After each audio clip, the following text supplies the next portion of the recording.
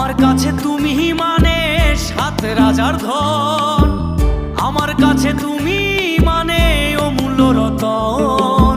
তোমার কাছে হয়তো বন্ধু আমি কিছু না, তাই তো তোমার স্বপ্নে বন্ধু আমি আসি না। আমি মানে তুমি আর তুমি মানে আমি, আমার কাছে আমার চেয়ে বন্ধু তুমি দামি।